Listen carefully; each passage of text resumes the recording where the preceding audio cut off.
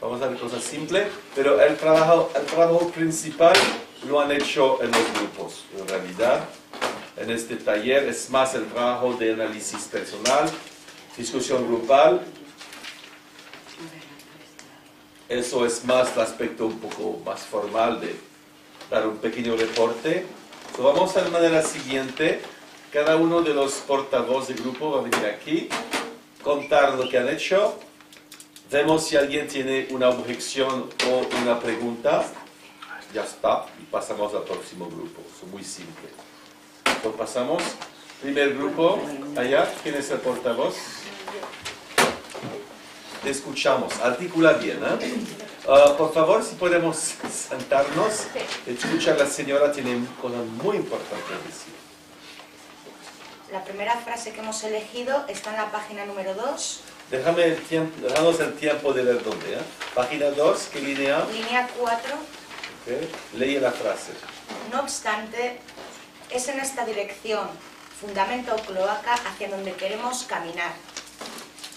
Y nuestra frase, que lo liga con la práctica filosófica, dice que en la práctica trabajamos lo sucio, lo limitado, y se hace no por necesidad, sino por pura libertad. Antes de pasar a la próxima, pregunta o comentario, objeción, cualquier cosa sobre esta primera frase. No hesita. Si alguien no es claro, puede decir, si no lo entiende. ¿Alguien no entiende? Levanta la mano. ¿Lo que ha dicho ella? ¿No? ¿Todo? ¿Sí? ¿Cuál es tu problema? Solo, ¿qué entendéis por lo sucio?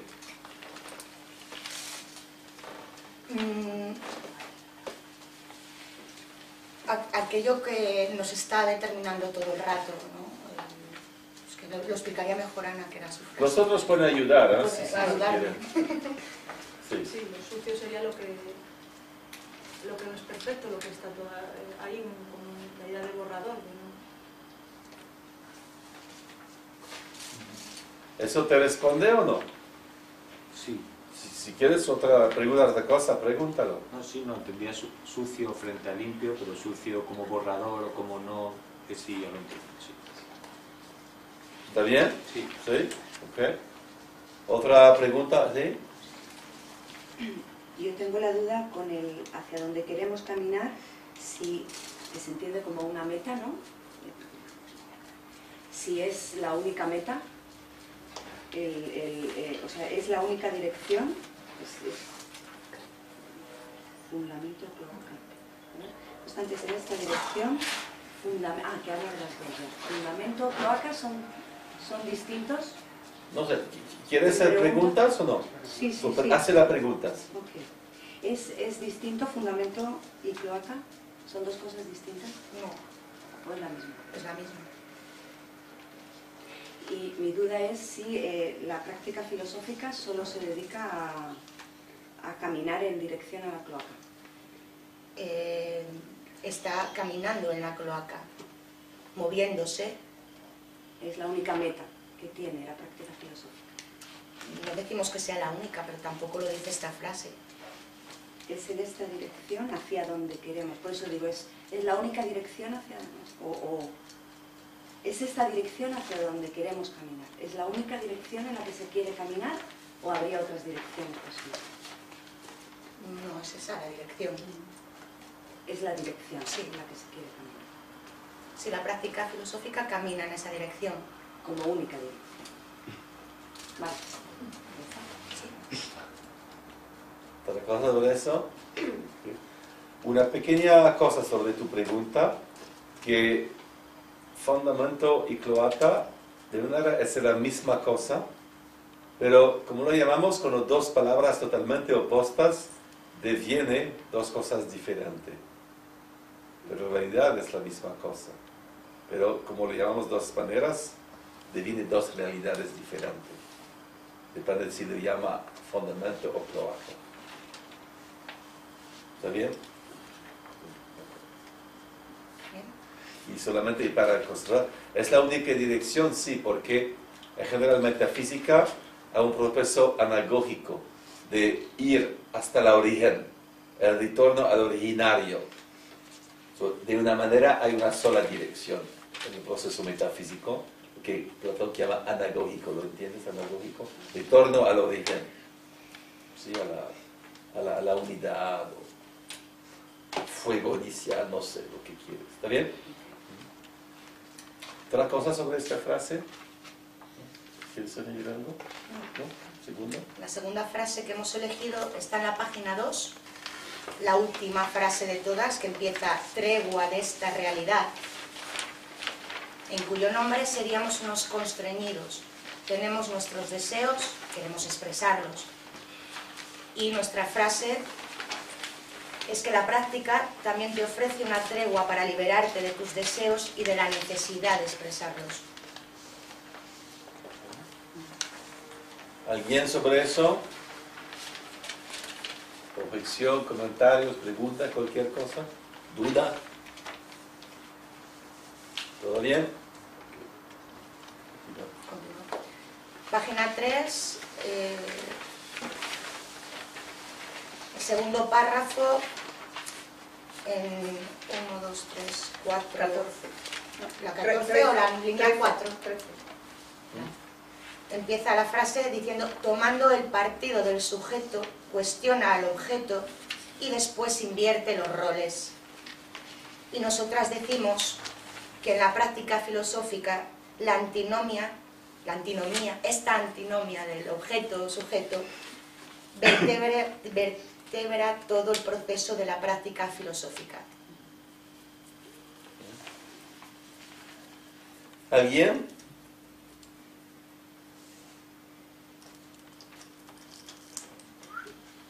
Yo no veo esto, ¿me lo podéis explicar? No veo que la práctica filosófica esté vertebrada sobre la antinomia objeto-sujeto. La práctica filosófica se puede permitir trabajar las antinomias como hemos estado haciendo aquí, pero la de objeto-sujeto no solo se estudia o se trabaja, sino que se utiliza como parte del mecanismo de la práctica. Se va del sujeto al objeto continuamente, ¿sabes? O más ayudarme si acaso... Sí, lo puedes ver. Es decir, es una antinomia que no solo nos sirve para analizarla o jugar con ella, sino que forma parte de la práctica el ir y volver del sujeto al objeto. Sí. Lo que propone es la posición dialéctica. Hay momentos donde me propongo como sujeto y pienso el mundo como sujeto. En el reverso momento yo me pongo del punto de vista del mundo y me pienso yo como sujeto. Es dialéctica. Y lo que hacemos, por ejemplo, pregunto primero, ¿qué piensas tú? Segundo, ¿qué piensas el grupo de lo que piensas? Es utilizar el grupo como representación del mundo, la razón común. El movimiento permanente de pensar, la cosa que es extraña, es de pensar como objeto. En general la gente quiere pensarse como sujeto en la manera habitual. Aquí hay un movimiento dialéctico permanente, sujeto-objeto, inversión de la polaridad. ¿Bien? Sí, sí. ¿Ok? ¿Otra cosa? ¿No?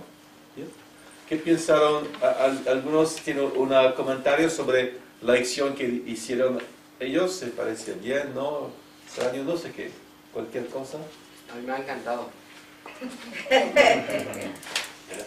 ¿Por qué? Porque ella es bella, no sé qué. ¿Su Por- voz qué es? Sí, su voz también. Su voz también. Pero también no. Dile, No, a mí me ha encantado. Buena razón. A mí me ha encantado por la forma en la que ha logrado expresar en qué consiste la práctica filosófica, ilustrándonos con ese proceso dialéctico, ¿no? Pues que acabas de referir, Óscar.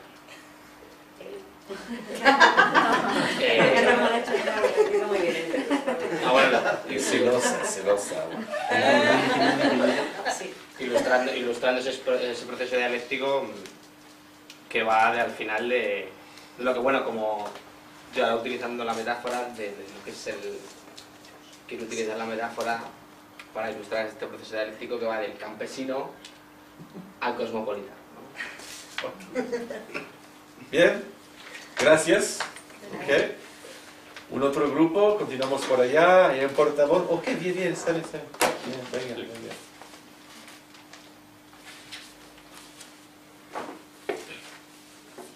La primera es en la página 1, línea 26.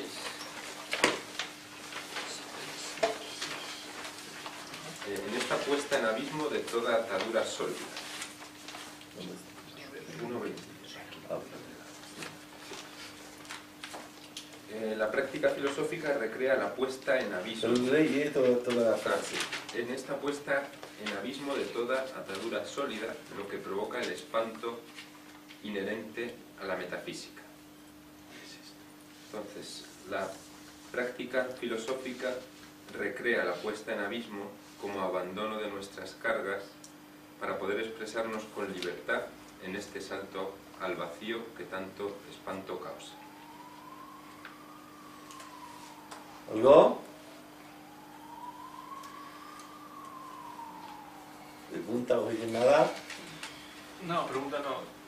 En todo caso, me parece que está muy bien escogido lo del ¿Hablar un abismo. poco más fuerte? Me parece que está muy bien escogida esa palabra, ¿no? Abismo, porque cuando estás frente a un abismo, ¿no? Te puede provocar una especie de terror, pánico, que es similar al que te puede provocar...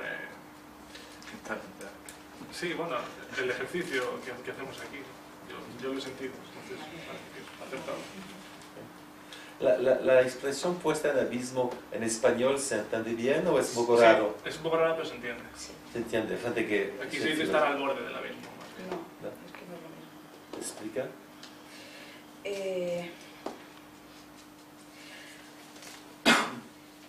La puesta en abismo, o al menos la expresión que yo he encontrado al traducirla, en español no se utiliza, es precisamente la francesa la que se utiliza, y es escenificación. Y es una escenificación a ver, ¿cómo es? Es que claro, tiene varias acepciones.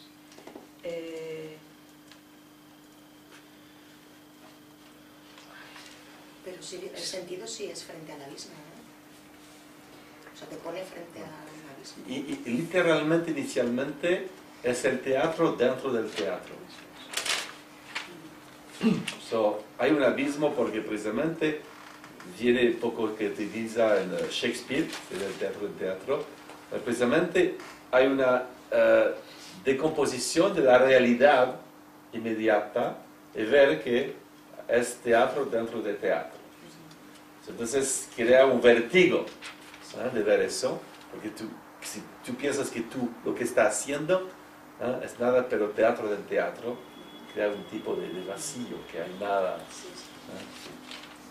una pérdida de seguridad. También porque se produce como un juego de espejos, en el sentido de que es un poco como los anuncios estos del Colacao, en el que el anuncio es una madre ofreciendo Colacao, que a su vez el bote tiene una madre ofreciendo Colacao y el bote tiene una madre ofreciendo Colacao. Entonces, espejo al infinito. Es un espejo al infinito, con lo cual hay un fundamento que no existe, pero que se genera la realidad a base de reflexión de una imagen con respecto a sí mismo.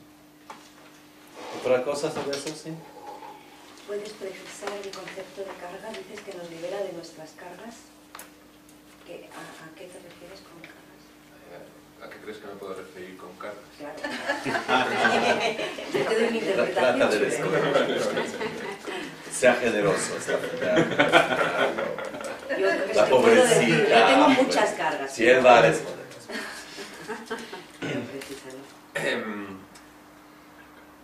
Es su esposa.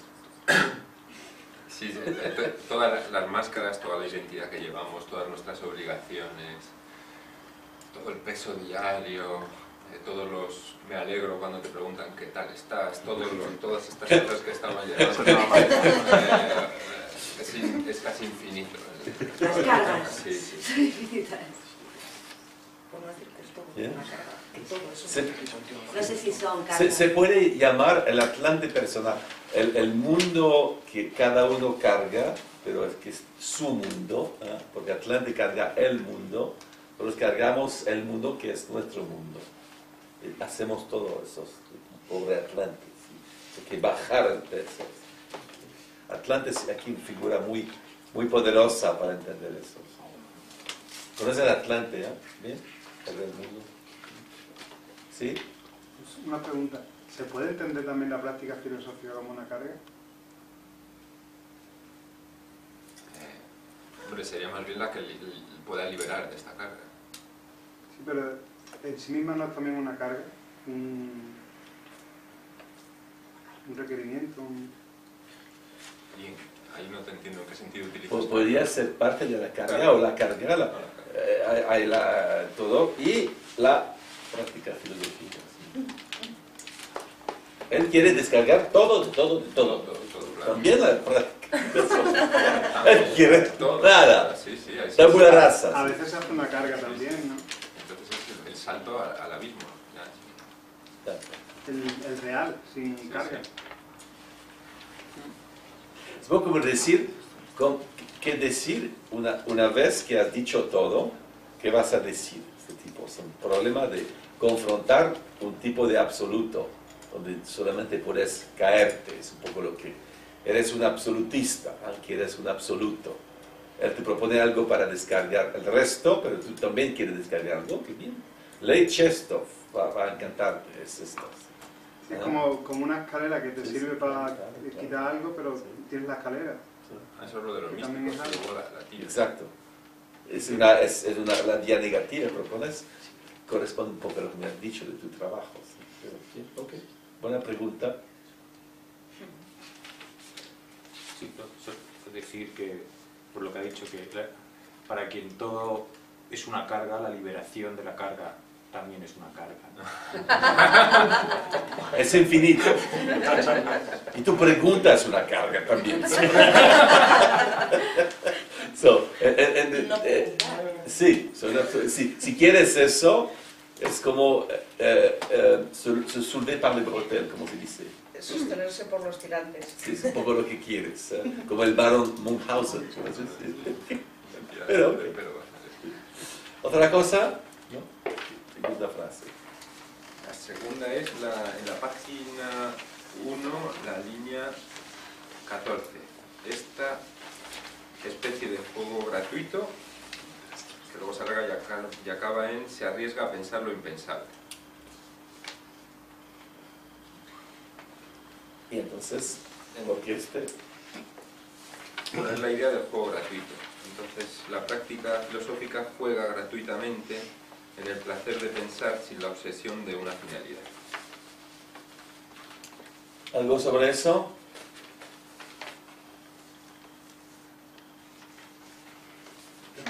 Nos ha salido antes también esa duda. Lo sé. La no finalidad es también una finalidad. Pero no exactamente eso. Okay, no. Decimos pensar lo impensable, lo que por definición es impensable no se puede pensar. ¿No? Respuesta. Es imposible. Pues, ¿ya está? Es una tarea imposible. Okay. ¿Y entonces? ¿Y el imposible podría ser una razón de hacer las cosas? ¿Por qué es imposible? ¿Te va bien eso? Lo hago porque es imposible. ¿Te gusta? ¿No te gusta la idea? ¿Por qué lo haces? Porque es imposible. La idea me gusta, pero no me alienta. No. ¿Te gusta la idea? Lo hago porque es imposible. ¿Por qué lo piensas? ¿Por qué tratas de pensar? Yo trato de pensar porque es impensable. ¿Te va bien? Debería gustarte en tu sistema, ¿no? Como si como algo porque no me gusta. Es diferente, porque eso es un desafío a ti personalmente. Pero, si quieres. ¿Se responde o no quieres otra cosa? Sí. ¿Sabes? Una vez, debes identificar qué juego juegas. Y ya es más importante, ¿sí? Y ver que hay una mecánica. Cualquier cosa que haces hay una mecánica. Y ahora tu mecánica es visible, ¿la ves? Sí. Pero bien, ok, ya está. No es prohibido, pero hay que verla. Sí. Pero la idea que está fuera de todo, posible, pero No sabemos. exacto. Después tú lo sabes. Okay. ¿Otra cosa? Sí, yo a raíz... perdón, había alguien con la mano levantada. Está bien, está bien. A raíz de lo que acaba de comentar él, de pensar lo impensable, yo se lo veo un poco como una utopía, ¿no? Que aparentemente es algo imposible. Una utopía. Pero no por ello dejas de querer tender a ella. Es como un límite, un horizonte. Entonces, bueno, es así como lo veo yo. ¿Y qué respondes tú a eso? Me he ido. Yo no he escuchado. Sí, no lo he escuchado. ¿Quién quiere responderlo? Sobre el problema de la utopía, por ejemplo. La utopía. La utopía, ¿alguien quiere responder? Porque él utiliza esta analogía. ¿Levantan? ¿Quién quiere responder? ¿Tú no? ¿Sí?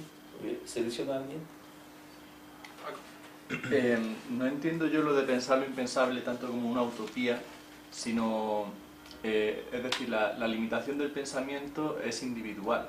No estamos intentando, o sea, hay un trabajo que podría ser llegar a los límites del pensamiento, pero también el reto personal de pensar tu impensable, llevar tu pensamiento a ese lado de la antinomia que no has trabajado nunca, por ejemplo. Pero el problema es que tú no eres generoso ahora, porque tú no prendes el crédito de lo que te propones, tú tratas de escapar, ¿eh?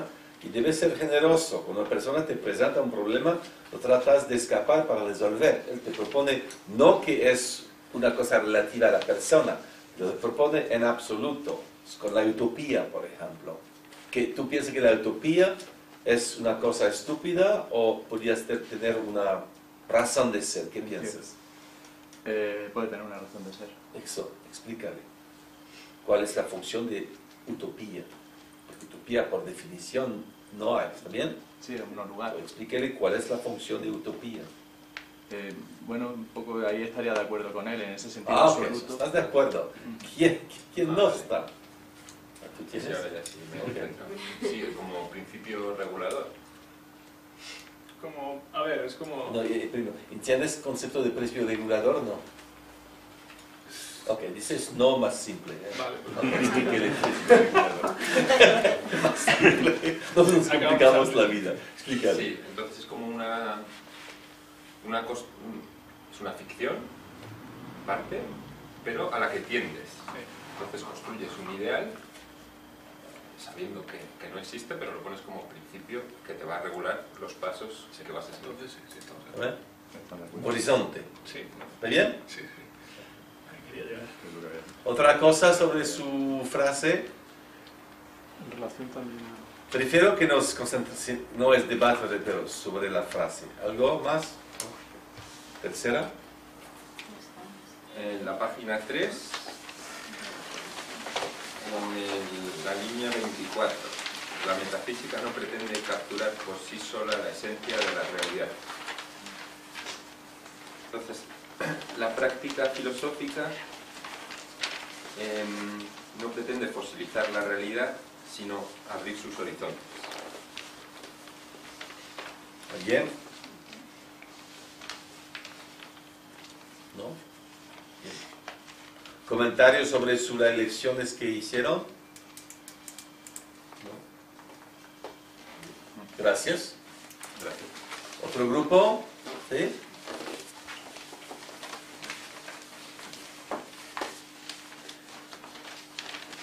Elegimos en la segunda hoja, en la segunda hoja, en la línea 20, la que dice, es casi un poco más adelante de la mitad del folio. Dice, nos hemos dejado absorber por lo que comúnmente llamamos realidad. Y entonces lo que pusimos fue lo siguiente: la práctica filosófica cuestiona y problematiza no tanto la realidad en sí misma, sino aquello que nuestras inercias mentales nos hacen entender por real.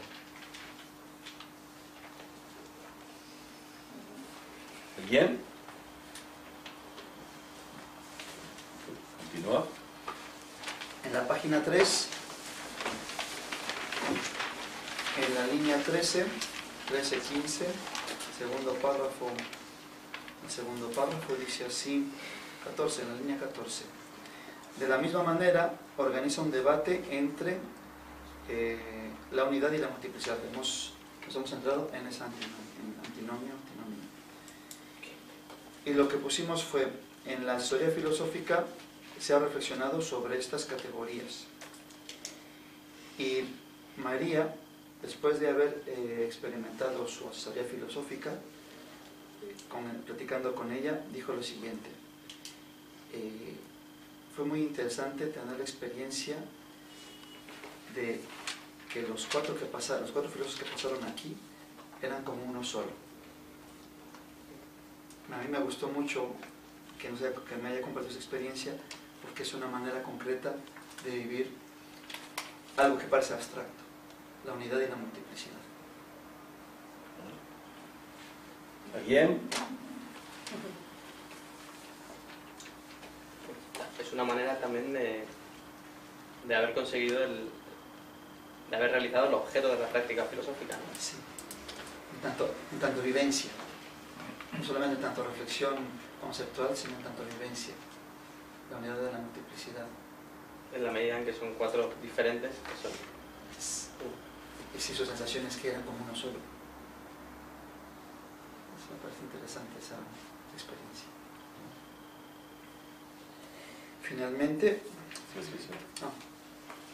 Solo preguntar, entonces, en ese sentido, ¿se podría decir algo así como que la práctica filosófica tiene una autonomía de la que nosotros, las personas que lo practicamos, somos sus instrumentos? En esa relación de lo uno y lo múltiple, 4 personas se comportaron como una unidad ante una consulta a una compañera. Sí. Podríamos decir que había una autonomía en el método de la práctica filosófica, y a esas 4 personas era indiferente quiénes fueran. La práctica filosófica iba a funcionar por sí sola. No se está diciendo... Pero escúchame bien, no es una implicación posible de lo que dices, que hay algo que trasciende la multiplicidad, que eso que de una manera la singularidad es un poco negada. Porque si los 4 es la misma cosa, son reemplazables. Eso es un poco lo que invita.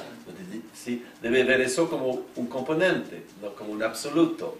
Pero si eso es el caso, la singularidad es un poco negada, un poco borrada. Sí.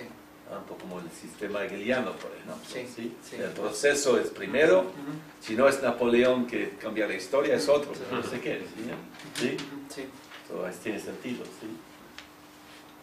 Vale. Muchas veces hay que oír estas ideas, no en su radicalidad, pero en su, como un componente, un parámetro, ¿no? Si no, rechazamos, ¿sí? ¿Sí? Es una implicación, ¿no? Es porque a algunos les molesta la unidad, porque precisamente implica una negación del singular. ¿Sí? ¿Está bien? ¿Otra cosa? Siguiente. Y siguiente, la última, en la misma página 3, en la misma hoja 3, donde dice: por esta razón, esto es la línea 24, dice, por esta razón, ¿están todos ahí? ¿Sí? Por esta razón, todos sus sentidos se mantienen despiertos, prestos a saltar ante la menor alerta, a la menor expresión de la cual nutrirse y constituirse. Y anotamos la práctica filosófica realizada. En la práctica filosófica realizada, Oscar, el facilitador, ha estado atento a cualquier expresión de la que nutrirse para construir su discurso y provocar la reflexión filosófica. ¿Alguien?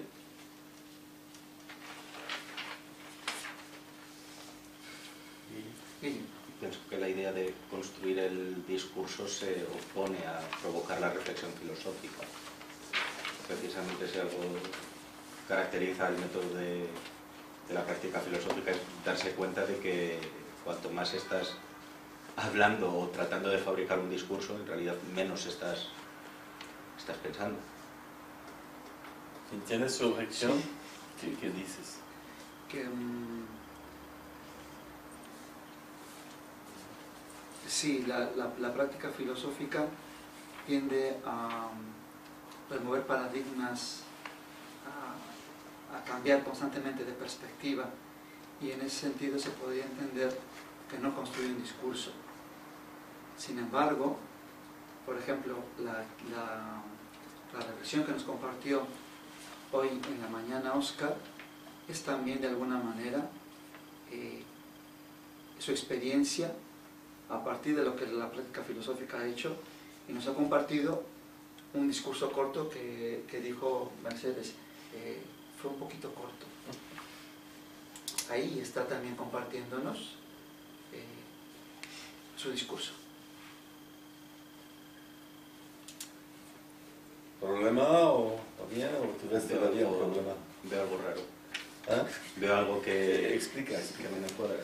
Es que, aunque haya habido una explicación, esa explicación no ha sido como tal parte de la práctica, no relacionaría con lo de estar atento para generar un discurso, sino que puede haber habido una explicación, sí, pero es como un paréntesis en la práctica. Okay. Tú dices que el discurso que se construye no pertenece a la práctica, pero es como una suspensión, una paréntesis de la práctica. ¿Está bien?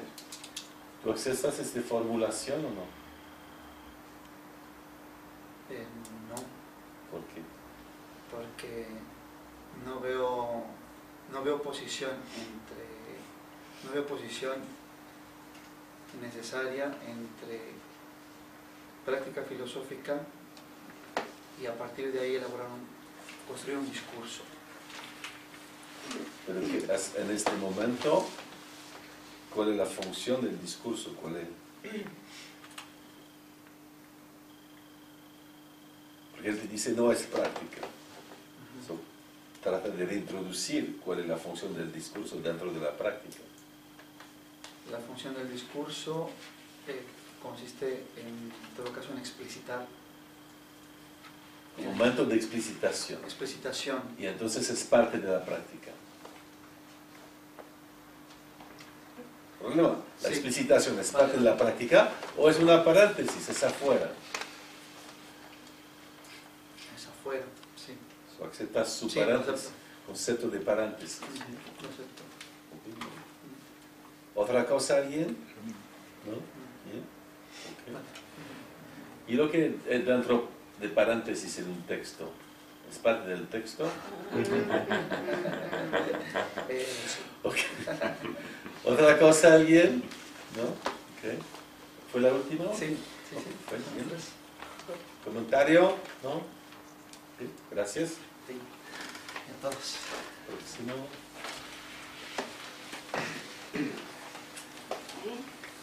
Nosotros hemos elegido en la primera página, hacia la mitad... Espera, ¿qué pasa? Nada. Son muchas palabras para nada. Es una nada persistente. En la primera página, hacia la mitad, cuando habla de la metafísica como juego gratuito, ejercicio aparentemente desprovisto de finalidad, lujo inalcanzable para el hombre apresurado. Entonces nos ha llamado la atención esto del lujo inalcanzable para el hombre apresurado y hemos escrito la siguiente frase. Las prisas son malas compañías para quien quiere entrar en el juego de la práctica filosófica. ¿Algo? ¿Sí puede repetir? No. Las prisas son malas compañías para quien quiere entrar en el juego de la práctica filosófica. Okay. A continuación, justo a continuación de esa frase, hay otra donde habla de la metafísica y dice que la metafísica se arriesga a pensar lo impensable. Y ahí hemos escrito: la práctica filosófica puede ayudarnos a pensar lo impensable, identificando las antinomias con las que categorizamos el mundo y tratando de observarlo desde el lado que sea menos habitual para nosotros.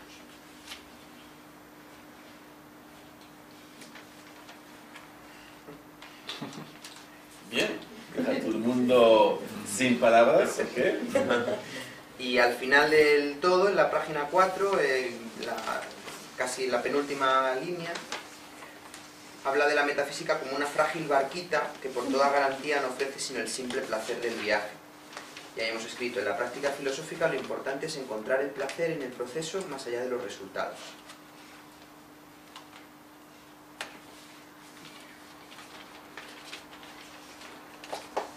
La experiencia de la práctica filosófica tiene eso, ese placer, cuando uno entra en la magia de la pregunta y la respuesta, y también tiene la parte dolorosa, cuando exige cambiar un paradigma, cuando invita a abandonar las propias ideas. Para mí eso es interesante, esa doble experiencia, que al final refleja lo que la vida es. ¿Y por qué la barquita es frágil?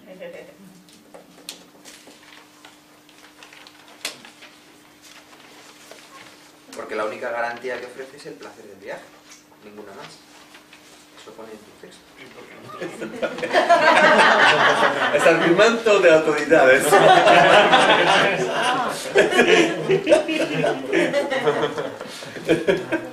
Falta... Ah, bueno. Okay.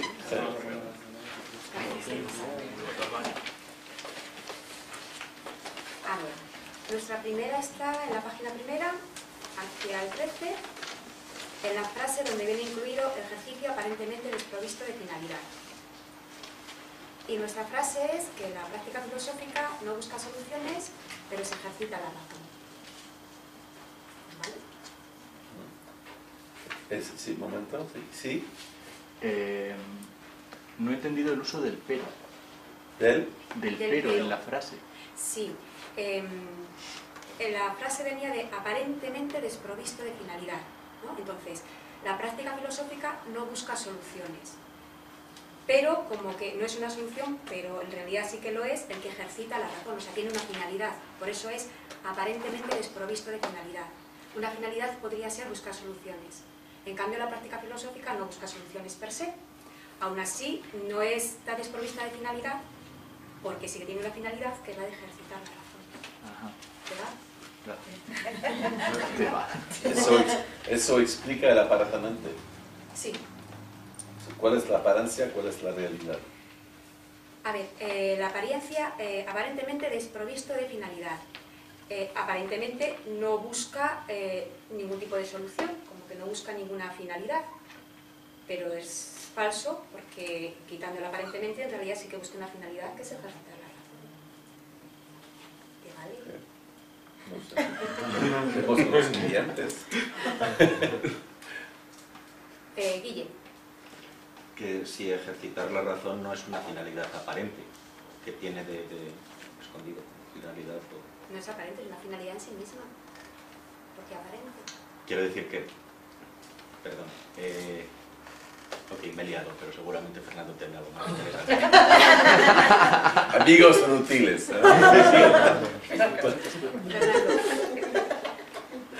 Sino cómo entender porque es como una trampa lo de finalidad. No tengo finalidad, pero busco una finalidad. No quiero ganar, pero sí quiero ganar, ¿no? Entonces, ¿cómo hacemos esta trampa? O sea, ¿cómo salimos de esta trampa? ¿Tú juegas a un juego? ¿Cualquier juego? Sí. ¿Qué es? Sí, juegas. ¿A qué juego juegas? Ajedrez, fútbol, no sé qué. ¿O no sabes? Tenis. Okay. ¿Es posible el tenis que quieres ganar sin querer ganar? ¿Tiene sentido? Sí. ¿Cómo funciona? Quieres ganar, pero que tampoco estás obsesionado ni te vas a llevar todo en ello. Que lo que te quieres es para echar unas pelotas al otro lado y ya está. Si ganas, solo ganas. Solo lo entiendes. Sí, sí. Y en el budismo hay una distinción entre del deseo y de la sed. El deseo no es un problema, la sed es un problema. Por su dimensión. Sed. Sed. De beber. Sed de beber. De beber, dices, ¿no? Sí, beber, sí.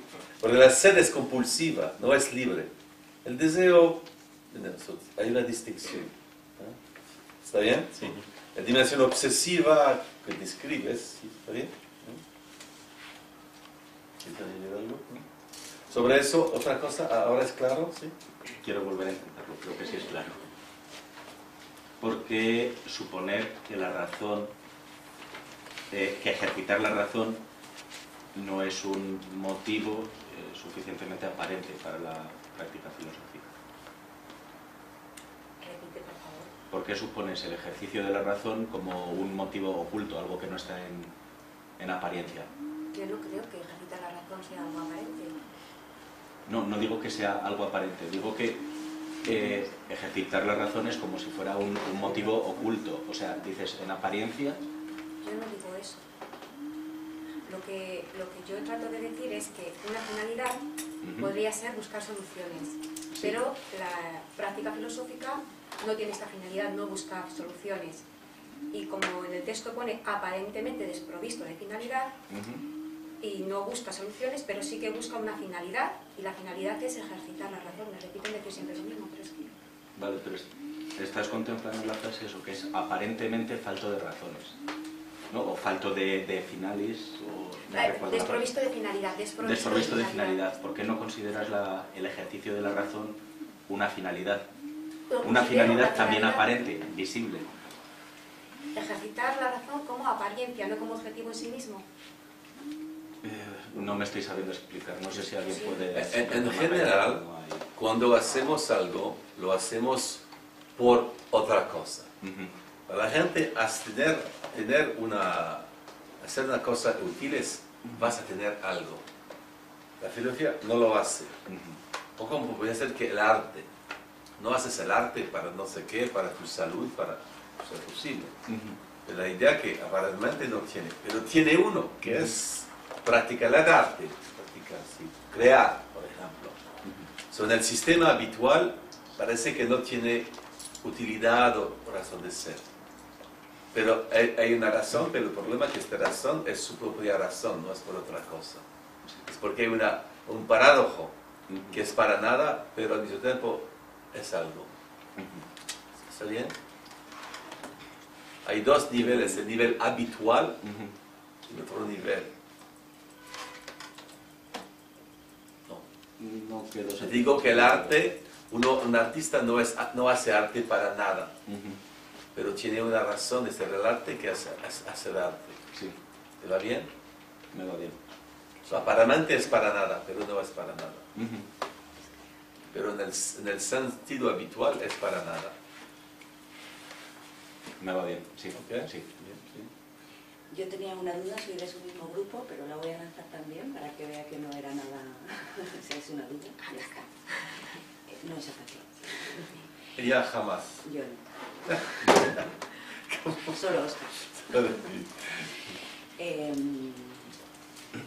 Cuando hablas de ejercitar la razón, o cuando se habla en la frase de ejercitar la razón, no veía aunque sucede, no veía que fuera específico solo de la práctica filosófica, porque dándote a un taller de matemáticas, también ejercitas la razón. Pero en el taller de matemática, ¿ejercita razón por el puro placer de ejercitar razón o para producir algo? Dice, no tiene finalidad, la parte primera, ¿no? Suya.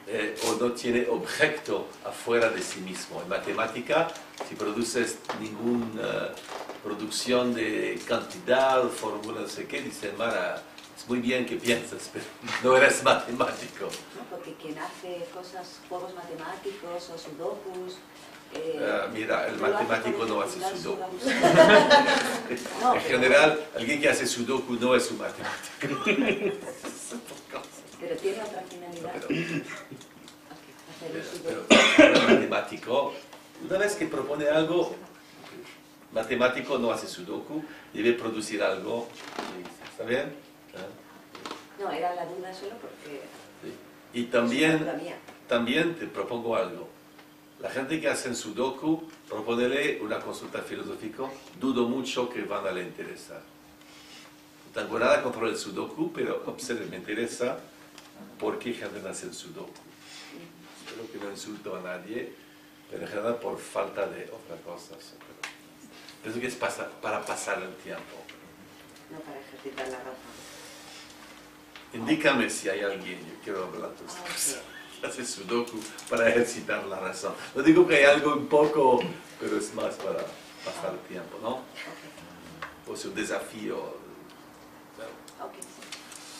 Si no, juegos, vídeos también. Mi pregunta sería si el hecho de atribuirle una finalidad real, como habéis hecho, ¿no?, en el trabajo de la razón, no sería un poco contrario a la idea que otros compañeros defendieron de esa gratuidad de la práctica filosófica en el sentido de que el acercamiento es desinteresado. El acercamiento a la práctica filosófica es desinteresado. El hecho de que ya haya una finalidad en la práctica filosófica puede hacer, no sé si hay... Que tú encuentras contradicción. Encuentro contradicción, ¿no? Con esa gratuidad. Yo no. Explícale por qué. Porque si no es gratuito previamente estás buscando un objetivo, una solución. Y no puede ser así. ¿Cómo, perdón? Si estás buscando algo a priori, para que no sea gratuito es porque estás buscando algo a priori. Entonces buscas una solución. Entonces ya no es práctica filosófica. Hay que venir sin pretender nada. ¿No? Estoy aprendiendo eso, estoy aquí, estoy enseñando. Ni siquiera ejercitar la razón. Eso es algo que viene por sí solo. ¿Te vale? En general, distinguimos algo que hacemos por puro placer de hacerlo y algo que hacemos como medio de una finalidad. Eso es la diferencia. Después uno puede decir, ah, sí, pero sí, tú lo haces por una finalidad, tener placer. Qué bien. ¿Ok? ¿Está bien? Es muy importante, es lo que describe también los filósofos griegos, como Platón y Aristóteles, contemplar el bien por sí mismo. Pero claro que tienes un placer de eso, la felicidad, no sé qué, pero lo diferencia de hacer algo por cosa externa. Vale, pues la siguiente está en la página 2, hacia la 26 o por ahí, es una frase larga, pero la parte que nos interesa es la que dice: nuestra imaginación corría libremente sin que nos preocupáramos de verificar los frutos de nuestro pensamiento mediante alguna estratagema ingeniosa. Entonces aquí dice que la práctica filosófica es una pregunta que se plantea: ¿podemos volver a ver la realidad como cuando éramos niños? Pero trata de responder. ¿Podemos volver a ver la realidad como cuando éramos niños? Yo creo que en la práctica filosófica es posible. Explica por qué. José, por favor, explica por qué. Pues porque cuando vamos creciendo vamos abandonando algunos caminos y con la práctica filosófica podemos volver a recuperarlo. Posibilidades que habíamos descartado. Pero ¿qué tipo de camino hay en la niñez que se pierde cuando crece? ¿Qué tipo de camino? Pues los que nos impone la realidad que vivimos en el momento, o esas cargas de las que hablábamos antes. Entonces, ¿qué caracteriza el camino niño, por ejemplo? La falta de carga. La falta de carga. La libertad. Libertad. ¿Está bien? Sí. ¿Y cómo en general, cómo se manifiesta este libertad? ¿Con qué tipo de cosas? No sé a qué te refieres. ¿Cómo se manifiesta en el niño? ¿Cómo reconoces que es libertad cuando alguien habla? Espontaneidad, ingenuidad. En la espontaneidad, ingenuidad, ¿está bien? Eso sería la característica. Si tienes un adulto que habla sin pensar, totalmente espontáneo, él hace como en el niño. ¿No? No exactamente. ¿Qué es entonces? Más bien, en el niño está la potencia más amplia de pensar distintas cosas que en el adulto con esas cargas, digamos, nos vamos limitando de alguna forma. Podría tener que ver con los prejuicios. Los niños están libres de prejuicios y los adultos venimos cargados de prejuicios. Sería una característica de pensar afuera de prejuicios. ¿Otra cosa sobre eso? A ver, Fernando. Y no es una contradicción esta finalidad de liberarse de las cargas mediante la práctica filosófica, junto con la afirmación de que la práctica filosófica es un fin en sí mismo, que se hace por sí mismo, sin finalidad, sin otra finalidad que no sea ella misma. ¿Puedes hacer la pregunta un poco más cortita, por favor? Prefiere que ahora sí, pero no es una pregunta. ¿Quieres decir algo? Dice lo que quieres decir. Encuentro una contradicción entre el hecho de encontrar en la práctica filosófica una finalidad, como por ejemplo la que acabamos de decir ahora, de liberarnos de nuestras cargas, obligaciones. ¿Pero alguien te ha dicho que es la finalidad o no? ¿Alguien te ha dicho la finalidad es de liberar de las cargas? ¿Alguien te lo ha dicho? ¿O es una invención que haces? Es una invención. ¿Qué? Okay. La contradicción es en tu mente, entonces. Sí. Ok. Bien, gracias. Vale. ¿Otra cosa, alguien sobre este tema? Solo es una aportación, ya que lo planteabas como pregunta, el retorno a la niñez se ve muy claro en la actitud del asombro. En la actitud del asombro. El asombro es algo que conforme nos hacemos mayores se pierde, la capacidad de asombrarnos con las cosas, con nuestras propias transformaciones, las vemos dolorosas, y la práctica filosófica te ayuda primero a descubrirlas, a asombrarte de ellas y a gozarlas. Me gusta. Y ves que hay un vínculo del asombro y de la ausencia de prejuicio. Cuando tengo prejuicios, todo es previsto. El asombro, nada. Aunque lo que se pasa, la señora que conozco de muchos años y cada vez me pregunto cómo soy, me asombra cada día. ¿Está bien? ¿Otra cosa, no? ¿Okay? Última y después pasamos. Sí, se podría expresar así. Bueno, no sé si es una... Aunque no haya finalidad, se nos puede dar por añadidura muchísimas cosas. O podremos encontrarnos por añadidura, aunque no las busquemos, o... Sí, poco a poco. Hay el concepto de subproductos. Sí. Subproductos. Efecto colateral. No, la idea de Leibniz que hay una voluntad, dice esto Dios, hay voluntad antecedente y voluntad consecuente. ¿Conocen? Sí, ¿eh? Hay cosas que se ven en sí mismo, que se quieren en sí mismo, y cosas solamente que derivan. Por ejemplo, el pecado humano deriva de, él quiere libertad por el ser humano, pero no quiere el pecado en sí mismo. Entonces hay un poco de este tipo, hay cosas que derivan, pero es un poco el error de nuestro amigo, no es que lo queremos, pero derivan como condición o consecuencias. ¿Está? Vale, pues la última, que está en la página 3, justo después del primer párrafo, que dice: y entonces la metafísica a priori no rehúsa ningún camino, está dispuesta a verlo todo, a escucharlo todo, deja que venga a ella toda realidad, no exige ningún billete de entrada, pero una vez algo ha sido atrapado en su red, no deja de cuestionarlo. Y la frase sería: la práctica filosófica somete toda hipótesis a prueba antes de ser rechazada. ¿Te parece?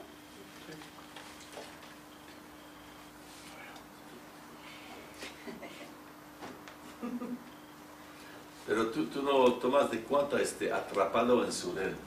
¿Qué es eso? Azucena, ¿qué es eso? ¿Es una araña? ¿Pero tengo que argumentar sobre esta o sobre mi frase? Es la frase que eligieron, Sí, ¿no? yo puedo entender que, pero una vez algo ha sido atrapado en su red, pues una vez que empieza a entrar en cuestionamiento dentro del razonamiento filosófico, pues puede ser sometido al razonamiento propiamente dicho. Eso parece posesiva. Atrapado en su red, parece una araña posesiva. Más que posesiva es que no descarta nada a priori.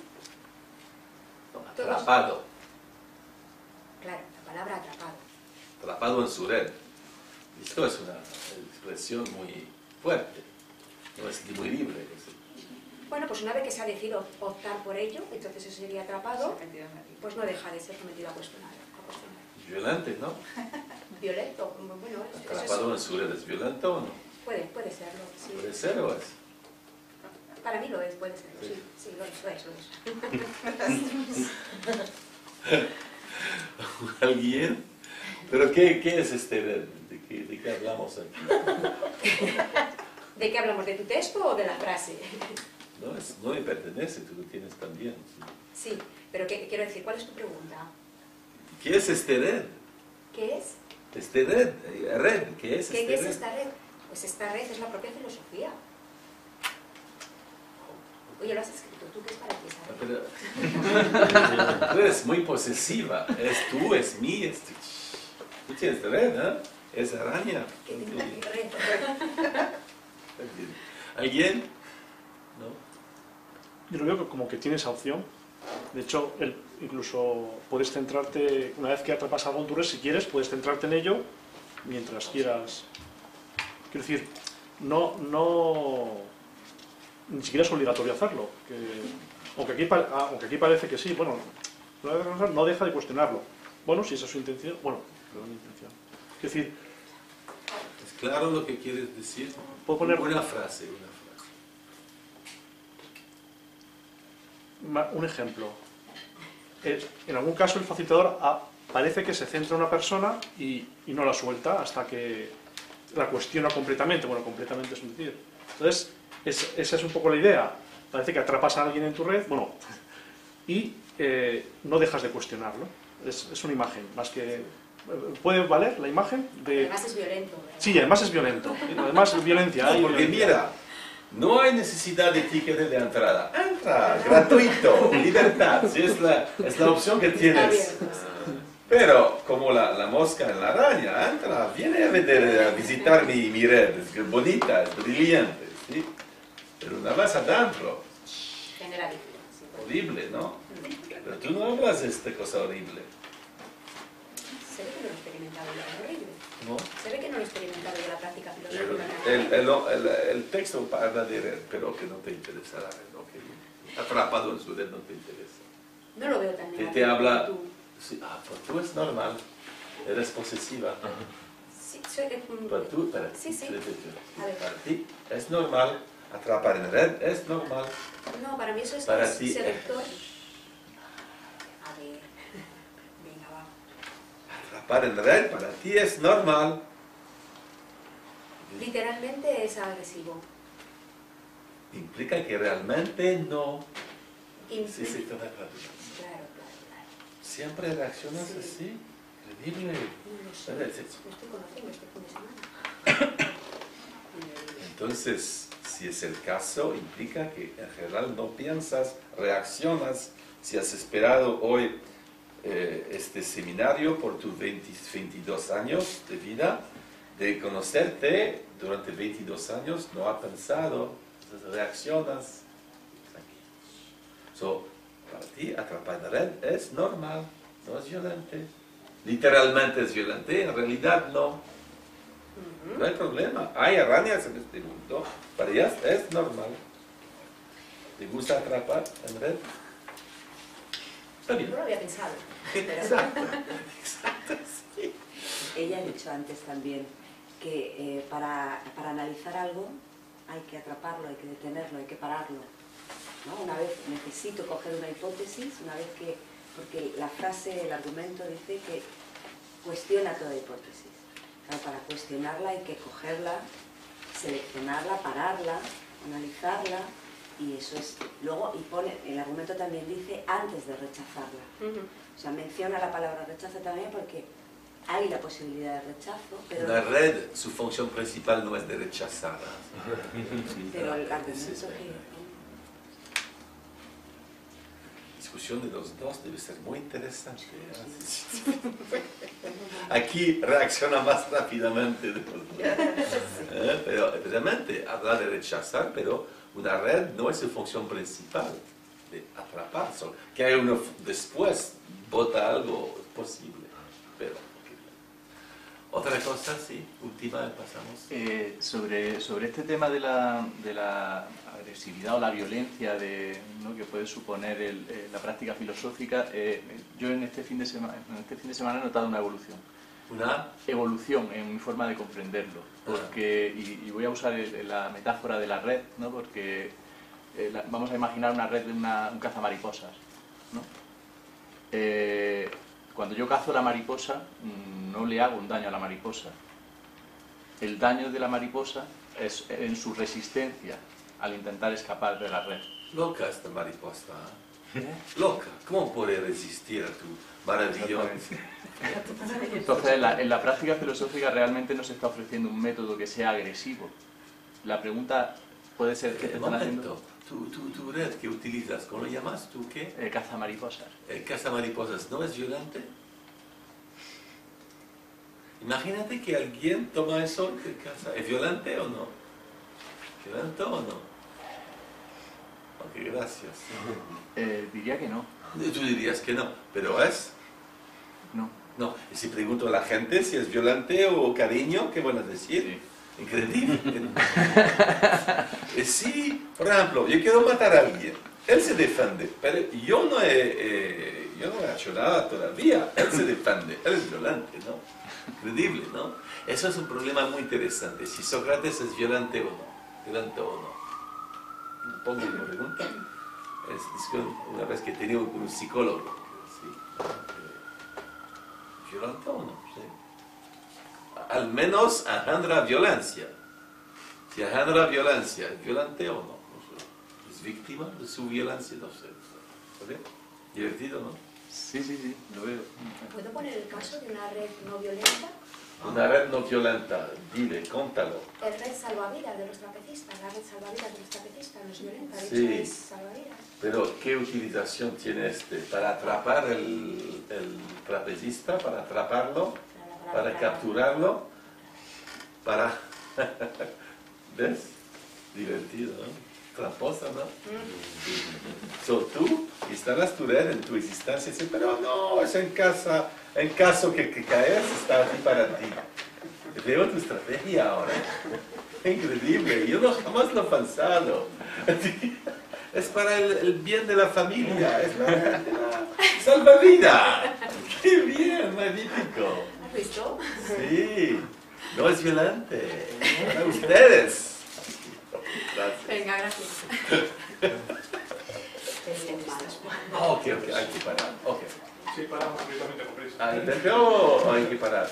Es que está esperando la persona Ah, de que le dijimos a Es un complot. Es un complot. Pero si lo limitamos Ok, a tú leyes, leerlo. solamente leyes y ya está. Para que no creas que es un complot. No, pero yo encantado de complot, no tengo ningún problema. Bueno, tenemos la primera de la frase, es la página 1, línea 13, que dice: esta especie de juego gratuito, ejercicio aparentemente desprovisto de finalidad. Bueno, ya lo hemos tratado aquí mil veces, ¿no? Pero bueno, la frase justificatoria sería: la práctica filosófica es como, claro, esta especie de juego gratuito, ejercicio aparentemente desprovisto de finalidad. ¿Por qué? Pues porque no importa tanto llegar a un fin único como disfrutar y enriquecerse durante un proceso en el que aprendemos sobre los demás y con ello sobre nosotros mismos, mejorando nuestra capacidad para pensar. Y bueno, así a modo de conclusión. Pero solamente, ¿y tú el aparentemente cómo tú lo arreglas? ¿O no sabes? Sí. A ver, un ejercicio aparentemente desprovisto de finalidad. Puede, digamos que, yo lo entiendo como que me pasó a mí, ¿no? Al principio no entendía esto de la finalidad, ¿no? Me parecía que no tenía una finalidad y cambié de opinión. Entonces, bueno, no sé si recoge lo que me estabas preguntando. Soy una mentira. ¿Cómo? Soy una mentira. Sí. Ok. Ok, segunda cosa.